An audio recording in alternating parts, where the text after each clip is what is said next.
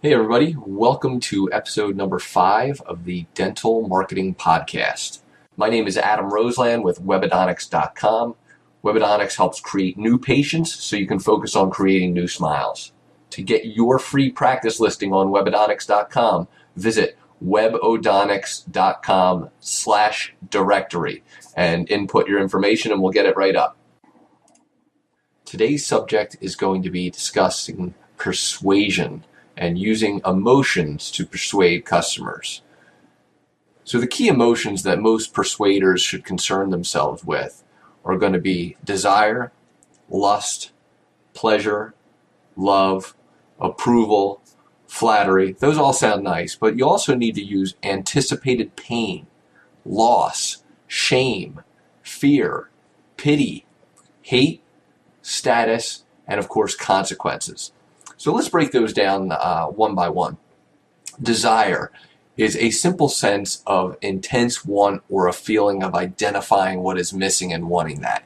So imagine yourself talking to your customers and figuring out what they desire. A pretty smile, straight teeth. They want to get rid of their problem, sites, teeth that are misaligned and what have you, or if they have big gaps in between their teeth, or they're missing teeth. They have a desire for a pretty smile. Lust. Lust is an intense desire, a craving for something, of course including sex, but it's often not physically tangible. People crave power, and that's a lust for power. So again, think about how you can convey lust into your advertising and marketing. What are people intensely desiring or craving? Obviously, again, there's an attraction to the opposite sex, and there's going to be lust, so you can market that way and try and persuade that way. But think of other ways that you can do it. Pleasure. Pleasure is not technically an emotion, but it's a grouping of emotions to create an experience that people refer to as pleasure. Pleasure could include happiness, pride, and other types of emotions. It's the anticipation of a good and desirable feeling from actions that people take or things that they acquire. So again, pleasure. How do you get people to find pleasure in a smile? How do you explain that a new smile, a better set of straight teeth will provide pleasure? How do you explain that using Invisalign will provide pleasure versus going with regular braces? How will dental implants provide pleasure? So again, I'm not going to give you the answers on how you should be specifically marketing using these techniques, but I want you to be aware of them and then think for yourself of ways that you can utilize these emotions to persuade. Love. Advertising's done a very good job of linking the feeling of love with products, especially, food. So, a sense of good well-being, connectedness, or unconditional acceptance is what love is.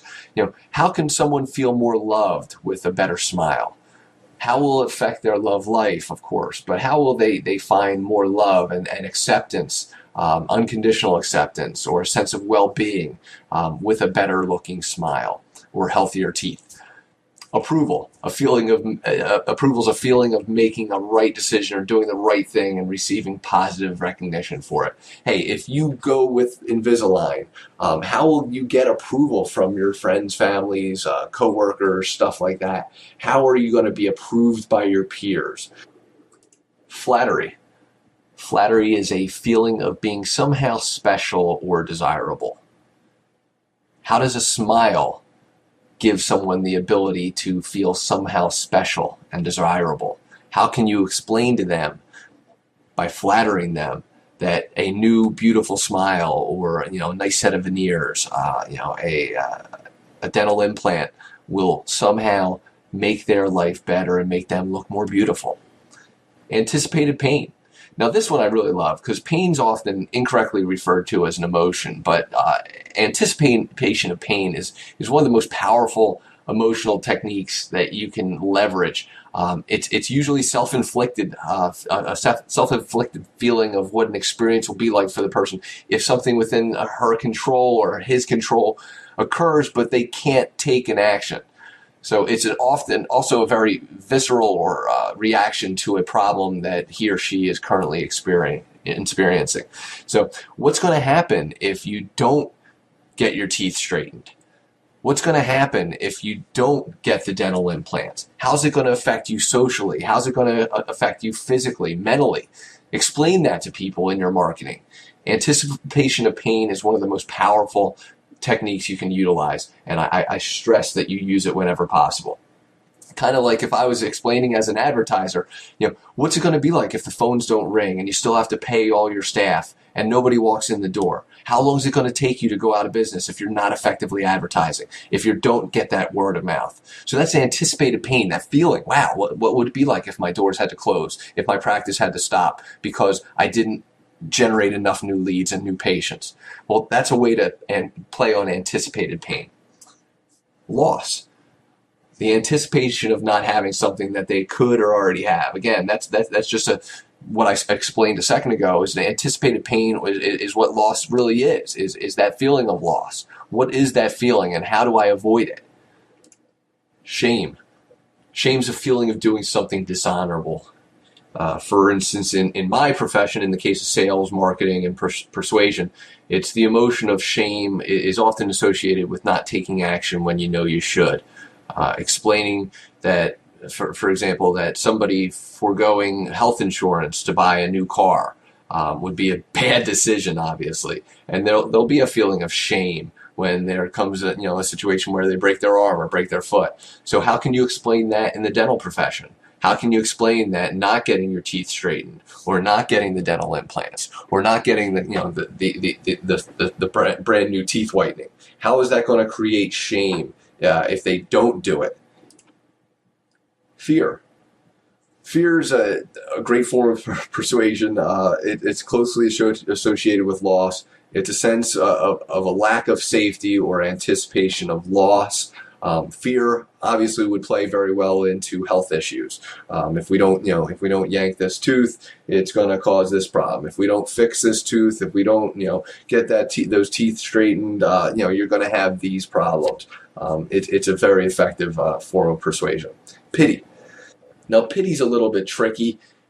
Usually it's associated with raising funds for charities. There's been an example where a dentist has gone on Facebook and utilized social marketing to generate some pity for a little boy that was beaten up by a couple thugs and bullies, and basically saying, hey, you know what, we're gonna get these teeth straightened and fixed up, and we'll be right back there on the playground, so you can't stop us, type thing.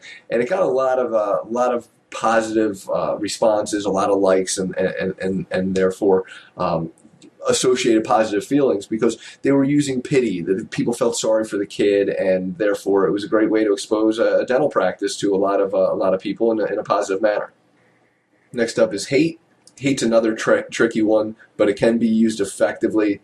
It's an intense dislike or revulsion, very effective emotion to evoke when making comparisons or setting up an us versus them scenario, kind of like that situation in the pity that I explained, where it was the dentist and the little boy versus the bullies, and we hate bullies. A very effective way to do that. So think about ways that you can do that to utilize your practice in a favorable manner, and how you hate. Now, hate's a very powerful word, but how you hate certain things, and you'll develop a following based on what you hate, other people hate as well. And so if you associate yourself with one thing, then others will as well. Status.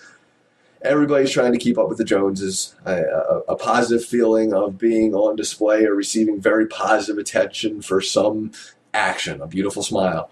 This is one of the most overlooked emotions by professional persuaders, though, because many people want their 15 minutes of fame so they can leverage it and enjoy it. So how can you help somebody reach that? How can you help somebody keep up with the Joneses? I know you've just thought of a number of different ways that your practice can do it, so put those into action in your marketing. And of course, consequences. At the end of the day, that's what the dental field is all about. Cause and effect. It's a sense of what could happen by not taking action or not making a decision, or what will happen by making the proper decision. If you get braces, if you use Invisalign, you'll end up with a pretty smile. If you get dental implants, you'll have this effect. So think about the causes and effect of your marketing, of your services, and implement them into your marketing. So that's it today. Again, I wanted to keep it brief. I wanted to discuss some persuasive emotions that we can use in our marketing efforts.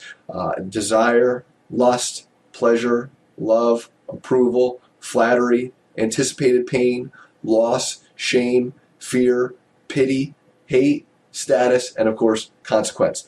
Now, don't be afraid to utilize a couple of them. You can utilize them together. You can use anticipated pain and consequence together. You can use status and desire together. So again, don't be afraid to commingle those terms and in your marketing and find ways to really just compound the power of that persuasion. I hope you enjoyed today's podcast.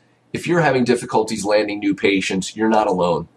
Webodontics helps dentists and orthodontists across the country win more patients. If you need help with building unique websites that you own, not lease like some other companies out there, if you need mobile and micro websites, landing page creation, pay-per-click advertising, search engine optimization, email marketing or blogging services, call or email now for a free evaluation of your marketing processes. My phone number is 267-225-3344. Again, 267-225-3344, and my email is adam@webodontics.com. That's WEBODONTICS.com.